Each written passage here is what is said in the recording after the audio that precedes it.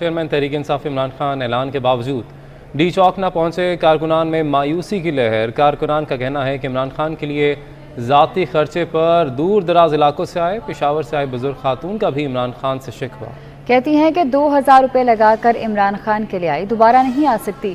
عمران خان کو ڈی چوک پر آ کر اگلے لاہے عمل سے آگاہ کرنا چاہیے تھا۔ کارکنان کا مزید کیا کہنا تھا، آپ کو دکھاتے ہیں۔ بہت مایوسی ہوئی ہے، بہت سارے لوگوں میں مایوسی ہوئی ہے، اور افسوس اس بات کا ہے کہ معاملات جہاں پر طے ہونا ہوتے ہیں وہیں پر طے ہوئے ہیں۔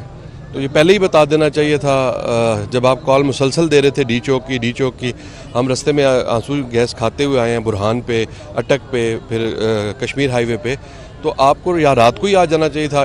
ہم بھی ادھر سے ہی ہو کے ہیں، خان صاحب کے ساتھ آئے ہیں، اور اگر سٹ ان نہیں کرنا تھا، واپس بھی جانا تھا، تو ڈی چوک پہ تقریر ہونی چاہیے تھی۔ اور دل آزاری اس چیز کی ہوئی ہے کہ کم از کم وہ آ کے ہمیں اپنا ریکارڈ تو بتا دیتے کہ کیا آگے کی حکمت عملی ہے اور آگے کیا ہونا ہے۔ ہم سر اکیلے تنہا گاڑی لے کر آئے ہیں، 35,000 روپیہ خرچہ ہوا ہے۔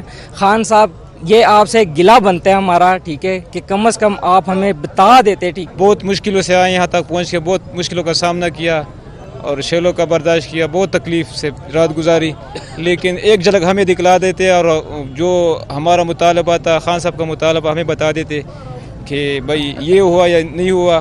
مردان سے میرا تعلق ہے اور میں یہاں کے دھرنے کے لیے آیا ہوا تھا اس امپورٹڈ حکومت گرانے کے لیے، لیکن خان صاحب نے جو کچھ کیا تھا ہم لوگوں کے ساتھ وہ بالکل ناجائز ہو گیا۔